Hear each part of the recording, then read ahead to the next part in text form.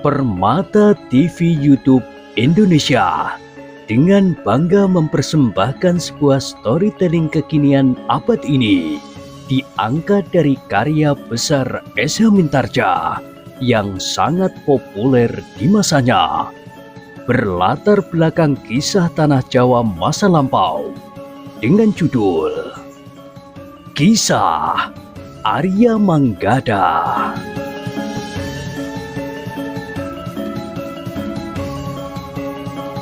Pada kesempatan yang sangat baik ini, kita masuk pada episode yang ke-92.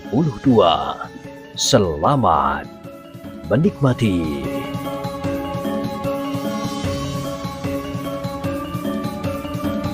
Pada episode sebelumnya telah diceritakan, beberapa saat kemudian, rumah Kiai Gumroh pun menjadi sepi. Kedua orang tawanan itu pun sudah berada di ruang dalam pula. Bagaimanapun juga, kepercayaan Kiai Gumroh dan keluarganya kepada mereka masih belum utuh, sehingga Kiai Gumroh pun berkata, "Maaf Kisanak, kami masih akan mengikat kalian pada pembaringan kalian. Kami tidak dapat berbuat lain. Jika malam ini kami semuanya tertidur nyenyak, maka banyak hal akan dapat terjadi. Sementara itu, kalian sudah mendengar rahasia besar sebagai keputusan pembicaraan di antara kami." Kedua orang itu tidak dapat menolak. Mereka harus memberikan tangan dan kaki mereka untuk diikat dengan pembaringan. Meskipun demikian, di luar pengetahuan kedua orang tawanan itu, Kiai Gumroh dan keluarganya telah mengatur diri agar kedua orang itu tetap dapat diawasi setiap saat. Manggada dan Laksono pun ikut pula mendapat tugas bergantian. Namun sebelum seisi rumah itu sempat tidur, mereka terkejut ketika mereka mendengar suara geramang beberapa orang yang berada di halaman. Bahkan kemudian terdengar pintu diketuk orang. Kiai Gumroh dan bahkan seisi rumah itu telah berkumpul di ruang dalam. Namun yang terdengar kemudian adalah suara anak-anak muda yang memanggil Manggada dan Laksono.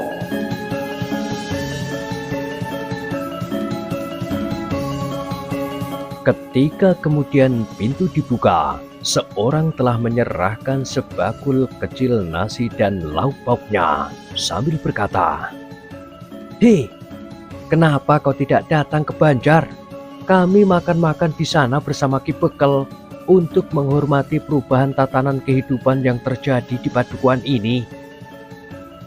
"Oh," desis Manggada, "sayang sekali, kami sedang sibuk dengan persoalan kami sendiri." "Bukankah persoalan keluarga kalian dapat ditinggalkan sebentar?" bertanya salah seorang anak muda itu. "Sebenarnya demikian, tetapi beberapa orang saudara kami baru saja pulang. Mereka datang berkunjung setelah untuk waktu yang lama kami berpisah," jawab Manggada. Anak-anak muda itu tidak bertanya lagi, namun yang menyerahkan bakul itu berkata, "Kami memaksa Ki Bekel untuk menyisihkan hidangan sekedarnya. Kami ingin kalian berdua juga ikut menikmatinya." Semula Ki Bekel berkeberatan, tetapi akhirnya ia tidak dapat mencegahnya. "Terima kasih," berkata Manggada dan Laksono bersamaan. Sepeninggal anak-anak muda itu, Kiai Gumroh menarik nafas panjang. Ki Bekel agaknya memang sudah mencegahnya, tetapi anak-anak itu tidak lagi dapat ditahan. Untunglah bahwa saudara-saudara seperguruan Kiai Gumroh sudah berlalu. Demikianlah, maka keluarga Kiai Gumroh itu telah mempergunakan sisa malam untuk beristirahat, meskipun ada di antara mereka yang harus berjaga-jaga.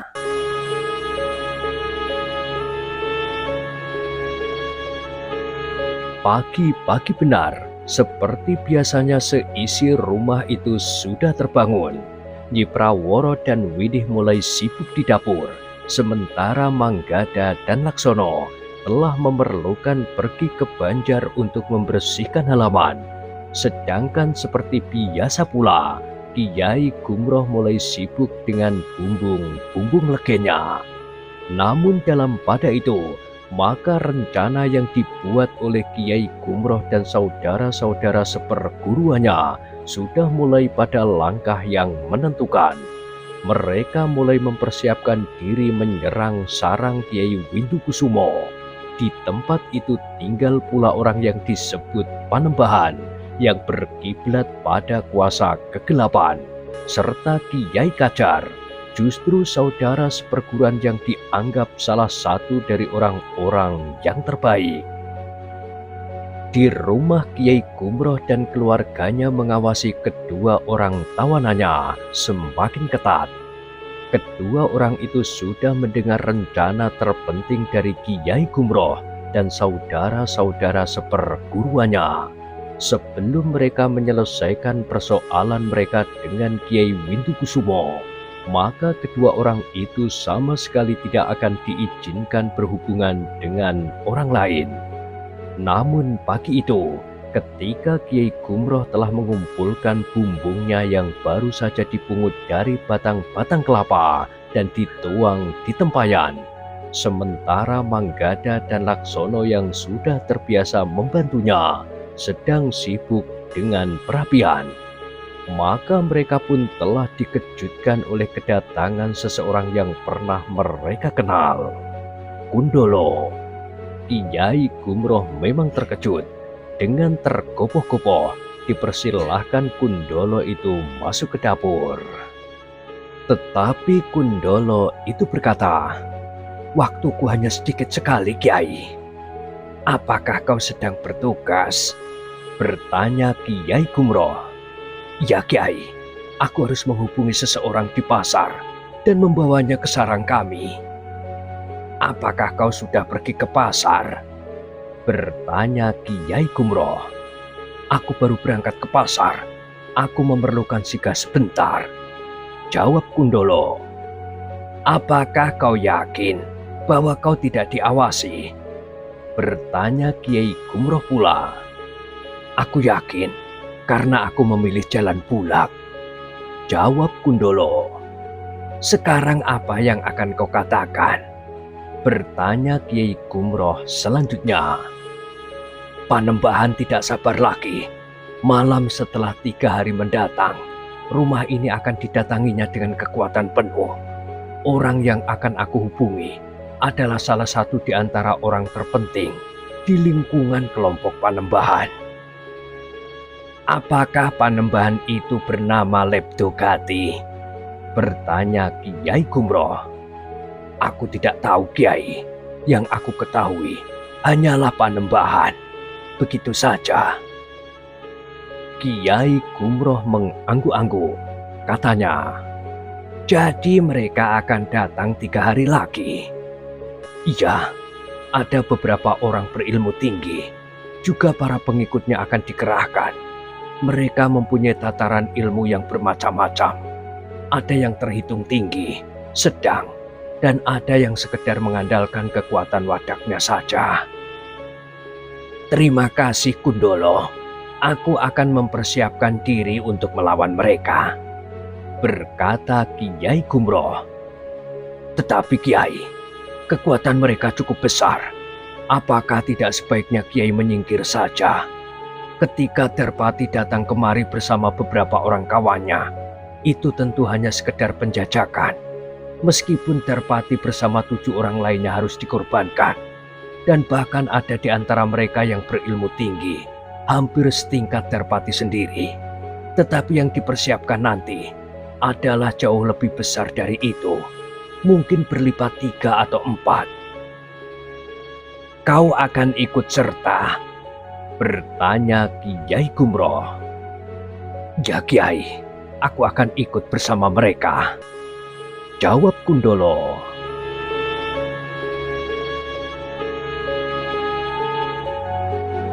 Kiai Gumroh mengangguk-angguk. Ketika kemudian Ki Praworo datang, maka dipersilahkannya Ki Praworo untuk ikut berbincang. Namun agaknya waktu Kundolo amat sempit. Karena itu, maka katanya, "Aku harus segera pergi ke pasar.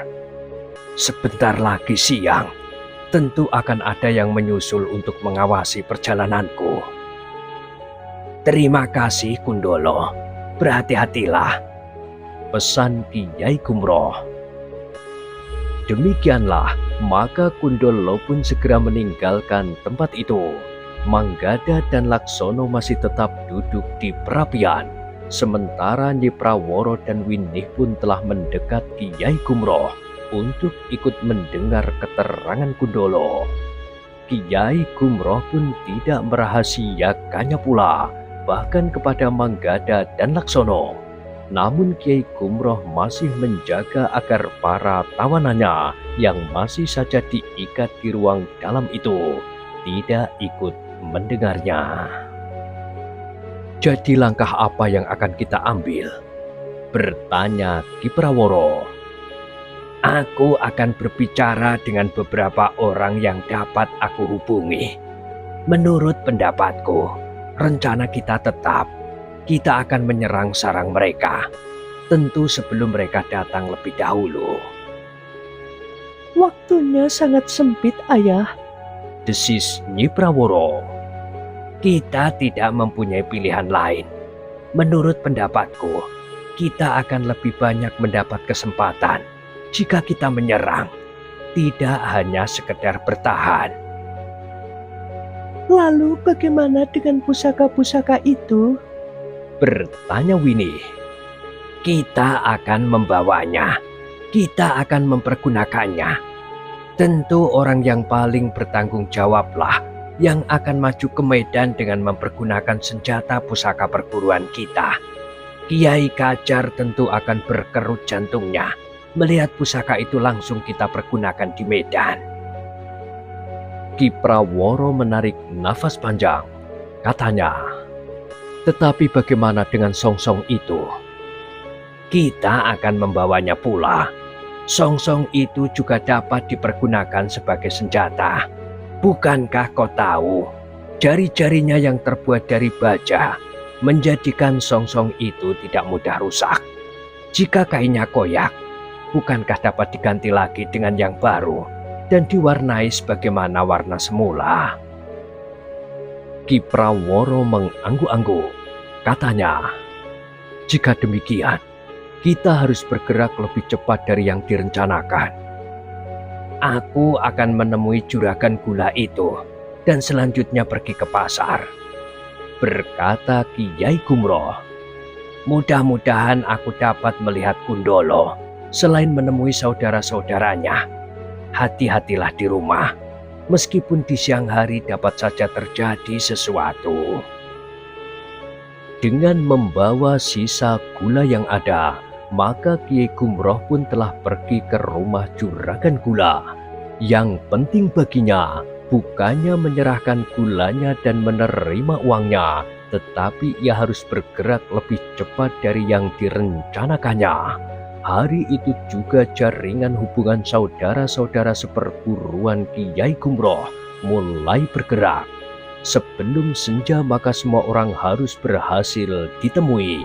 Mereka bukan sekedar melakukan hubungan, tetapi mereka sudah memutuskan bahwa malam ketiga, semalam sebelum Kiai Windukusumo merencanakan mengambil pusaka-pusaka itu, mereka akan menyerang sarangnya.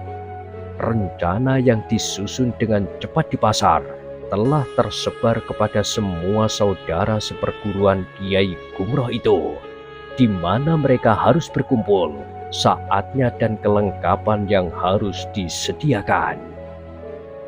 Sementara itu, ketika Kiai Gumroh masih berada di pasar bersama 2-3 orang penjual gula, termasuk juragan gula itu, ternyata mereka sempat melihat orang yang dijemput oleh Kundolo. Dengan sengaja Kundolo mengajak orang itu berjalan melewati sisi pasar yang khusus dipergunakan bagi para pedagang dan penjual gula kelapa. 2 orang, desis Kiai Gumroh. Juragan gula itu mengangguk-angguk. Katanya, menurut ingatanku, yang tua itu datang dari perguruan Susuhing Angin. Iya, aku masih ingat. Yang muda itu tentu salah seorang dari perguruan itu juga. Mungkin murid utama dari pemimpin perguruan Susuhing Angin itu. Jawab Kiai Gumroh. Iblis itu telah melibatkan perguruan yang banyak dikenal itu pula. Apakah orang itu tidak mengenal kita? Desis Kiai Gumroh. Mereka tidak sempat berpaling ke arah kita, apalagi kita sempat menyembunyikan wajah kita. Tetapi agaknya mereka memang tidak mengira bahwa kita ada di sini. Jawab juragan gula itu.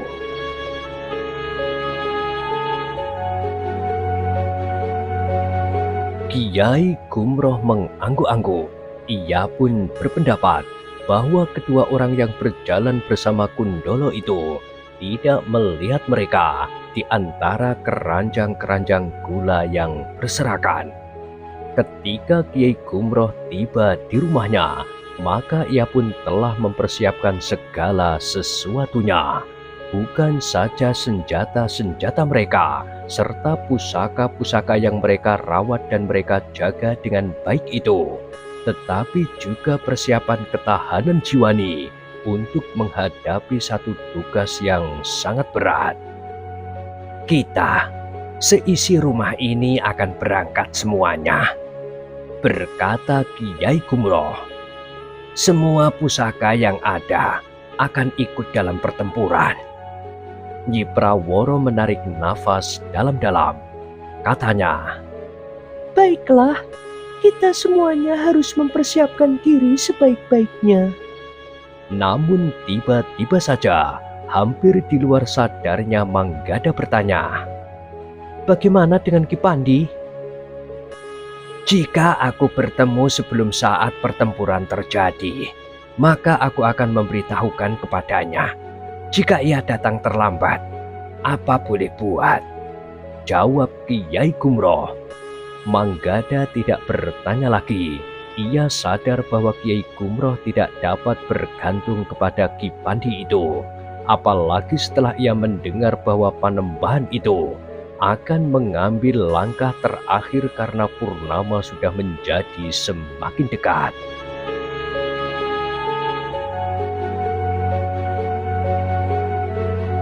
Di hari berikutnya, maka beberapa orang sengaja datang ke pasar untuk saling bertemu. Sedangkan di sore hari, bahkan sampai malam, beberapa orang yang lain telah datang pula ke rumah Kiai Gumroh untuk mendapatkan penjelasan. Namun saudara-saudara seperguruan Kiai Gumroh itu benar-benar sudah siap untuk menghadapi tugas yang berat itu. Kepada saudara-saudara seperguruannya, Kiai Gumroh juga sudah mengatakan niat Ki Pandi untuk bersama mereka menghadapi Kiai Windukusumo dan orang yang disebut Panembahan itu.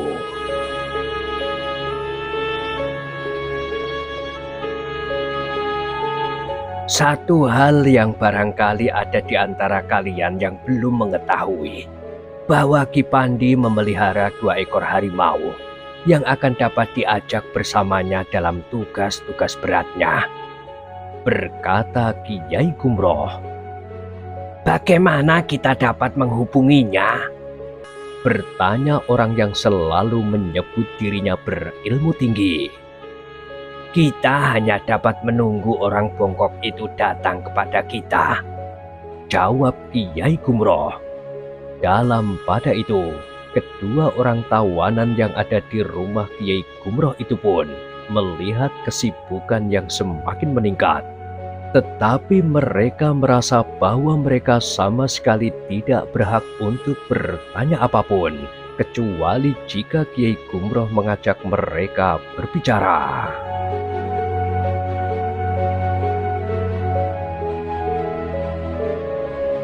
Ketika matahari terbit di hari berikutnya, maka keluarga Kiai Gumroh mulai dibayangi ketegangan. Hari itu adalah hari yang menentukan. Menjelang malam mereka akan berkumpul di tempat yang ditentukan. Kemudian mereka akan menyerang sarang Kiai Windukusumo yang di dalamnya terdapat pula orang yang disebut Panembahan, Kiai Kajar, serta orang yang baru datang dari perguruan Susuhing Angin. Namun Kiai Gumroh masih juga pergi ke pasar untuk mengadakan hubungan terakhir sebelum segalanya dimulai. Di pasar Kiai Gumroh juga melihat Kundolo berjalan dengan seorang kawannya. Namun Kiai Gumroh merasa bersyukur bahwa Kundolo masih mendengar suara nuraninya yang paling dalam, sehingga ia tidak mengatakan kepada kawannya tentang kegiatan Kiai Gumroh itu. Sementara Kiai Windukusumo masih juga mempercayainya, meskipun kemampuan Kundolo dianggap kurang memadai lagi di antara para pengikut Kiai Windukusumo. Meskipun demikian, Kundolo masih sering mendapat tugas-tugas khusus sebagaimana dilakukannya itu, meskipun hanya sekedar sebagai penghubung.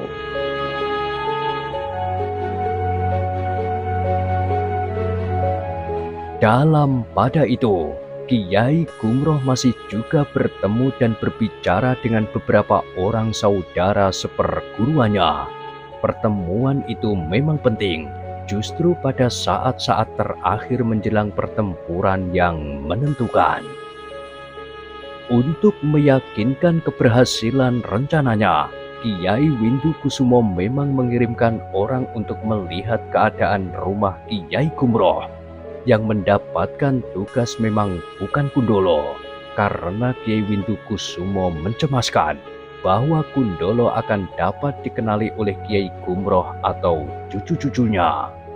Orang itu memang melaporkan bahwa terdapat kesibukan di rumah penjual gula itu. Namun kesibukan itu masih terbatas sekali. Orang itu belum melihat usaha-usaha Kiai Gumroh untuk menyusun pertahanan di rumahnya.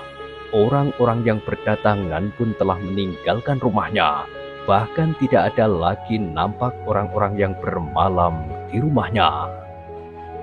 Namun Kundolo tahu benar kapan orang itu mengawasi rumah Kiai Gumroh dan kapan rumah itu terlepas dari pengawasan. Di siang hari rumah itu justru jarang sekali diawasi. Sekali-sekali memang ada orang yang ditugaskan. Namun di kesempatan lain, Kiai Windukusumo sekedar melepaskan burung-burung elang yang telah mendapat latihan khusus itu.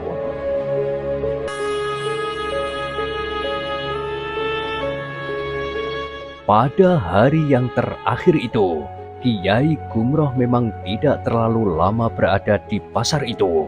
Ketika matahari memanjat langit semakin tinggi, justru saat pasar sedang mencapai puncak keramaiannya, Kiai Gumroh telah meninggalkan pasar karena masih banyak yang harus dipersiapkan. Ia tidak dapat ingkar akan tugas yang dibebankan kepadanya, karena ia dianggap saudara seperguruan yang terbaik. Karena itu, ia akan memikul tanggung jawab terberat atas rencana mereka. Penyerangan ke sarang Kiai Windukusumo, karena Kiai Gumroh dan saudara-saudara seperguruannya menganggap langkah itu merupakan cara yang terbaik untuk mempertahankan diri, serta mempertahankan hak mereka. Namun ketika Kiai Gumroh mendekati sudut padukuhannya, ia pun tertegun. Ia melihat seseorang yang duduk di atas seonggok batu padas di bawah sebatang pohon turi. "Orang bongkok itu," desis Kiai Gumroh. Orang itu memang Kipandi. Demikian ia melihat Kiai Gumroh melangkah mendekatinya, maka ia pun mulai beringsut. "Apakah kau menunggu aku?" bertanya Kiai Gumroh. "Iya," jawab orang itu. Ada sesuatu yang ingin kau katakan? Bertanya Kiai Gumroh pula. Aku sudah berpesan kepada cucumu, bahkan aku akan menemuimu sekitar 2-3 hari kemudian. Nah, hari ini aku memerlukan menemuimu. Iya, cucu-cucuku sudah mengatakannya. Juga sudah mengatakan niatmu untuk bersama-sama menghancurkan Panembahan yang mengabdi pada kuasa kegelapan itu. Aku menempatkan diri dalam pasukanmu. Aku menunggu perintahmu. Aku hanya seorang diri bersama 2 ekor harimauku. Mereka akan ikut bersamaku. Berkata Ki Pandi. Kiai Gumroh mengangguk-angguk. Meskipun tidak terlalu akrab, namun Kiai Gumroh mempercayai Ki Pandi. Sehingga karena itu, maka Kiai Gumroh pun telah memberitahukan rencananya itu untuk menyerang malam nanti. Apakah kalian sudah menguasai medan? Bertanya Ki Pandi. Saat kami berkumpul nanti, 2 orang yang kami tugaskan untuk melihat dan mengamati keadaan akan memberikan laporan tentang medan. Selain itu, ada 2 orang tawanan kami yang bersedia menguraikan serba sedikit akan sasaran yang akan kita datangi malam nanti. Juga sedikit tentang kekuatan mereka. Aku juga mempunyai beberapa keterangan. Aku juga akan membantu memberikan keterangan itu jika diperlukan nanti. Berkata Ki Pandi kemudian. Terima kasih. Mudah-mudahan keterangan yang kami dapatkan itu akan mencukupi, sehingga kami tidak salah menilai lawan, serta menilai medan. Berkata Kiai Gumroh. Ki Pandi mengangguk-angguk. Katanya, aku nanti akan datang bersama 2 ekor harimauku. Kiai Gumroh mengangguk-angguk. Katanya, terima kasih atas kesediaanmu.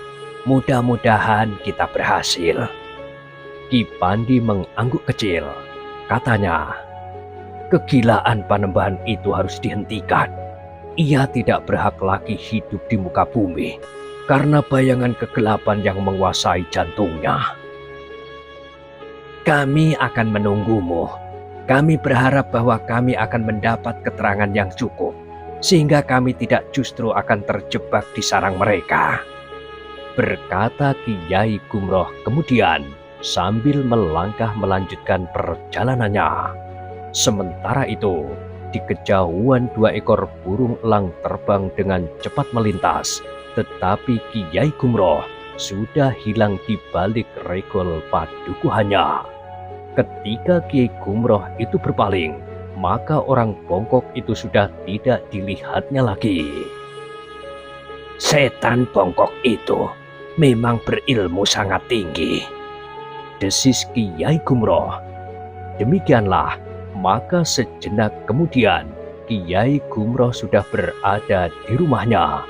Ia pun segera mengatur segala sesuatunya yang berhubungan dengan rencana mereka. Kepada seisi rumahnya yang berkumpul itu, Kiai Gumroh berkata, sebelum rumah ini mendapat pengawasan yang lebih ketat, karena besok mereka akan menyerang kita, maka sebaiknya kalian berada di Banjar Tua itu. Kita akan berangkat dari Banjar itu, yang mereka awasi tentu rumah kita. Seisi rumah itu memang dapat mengerti, karena itu mereka tidak bertanya terlalu banyak. Ki Praworo, Nyi Praworo, dan Winih segera berbenah diri. Nyi Praworo dan Winih pun segera mengenakan pakaian khusus mereka, siap untuk menghadapi segala kemungkinan. Manggada dan Laksono pun telah bersiap-siap pula. Namun mereka berdua merasa diri mereka terlalu kecil di antara keluarga rumah itu.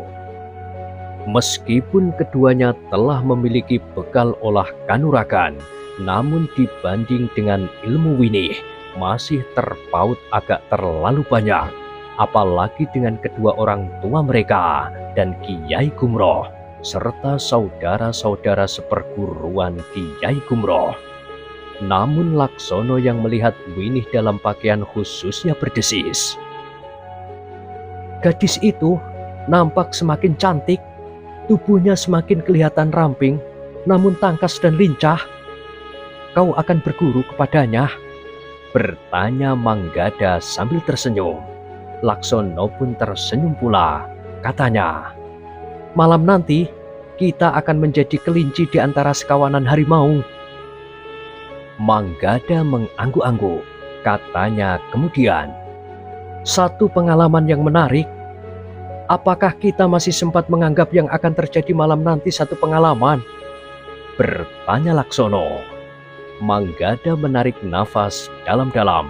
Dengan dahi yang berkerut, ia menjawab, apapun yang akan terjadi atas diri kita, maka kita harus siap mengalaminya. Sejak semula kita sendirilah yang berniat untuk melibatkan diri. Pada hari-hari pertama kita di sini, Kiai Gumroh sudah berusaha mengusir kita agar kita tidak terlibat, tetapi kitalah yang berkeras untuk tetap tinggal. Laksono termangu-mangu sejenak, namun kemudian katanya, semuanya sudah terjadi, kita memang tidak dapat melangkah surut. Pembicaraan keduanya pun terputus. Kiai Gumroh minta agar mereka semuanya pergi ke Banjar. Jika mereka mengirimkan orang, maka mereka tidak akan mengamati Banjar tua itu, berkata Kiai Gumroh.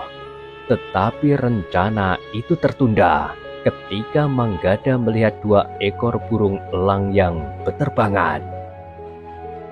Tidak akan lama, berkata Kiai Gumroh. Justru tampakkan dirimu di halaman. Manggada dan Laksono pun kemudian justru telah memungut kayu bakar yang sedang dijemur di halaman samping, sekedar untuk menyatakan bahwa di rumah itu tidak terdapat perubahan apa-apa. Penghuninya masih tetap ada di tempat dengan kesibukan sehari-hari pula. Seperti yang diduga, maka elang itu tidak terlalu lama berputar-putar. Beberapa saat kemudian, maka kedua ekor elang itu pun segera pergi tanpa melakukan gerakan-gerakan yang menarik perhatian. Hati-hatilah, pesan Kiai Gumroh. Tidak terlalu jauh dari tempat ini, tentu ada pengikut Kiai Windukusumo yang melihat gerakan-gerakan elang itu, serta memberikan tafsiran artinya. Biarlah Manggada dan Laksono melihat keluar halaman. Manggada dan Laksono pun kemudian telah pergi ke regol halaman. 1-2 orang lewat di jalan di depan rumah Kiai Gumroh. Namun mereka sama sekali tidak memperhatikan rumah itu.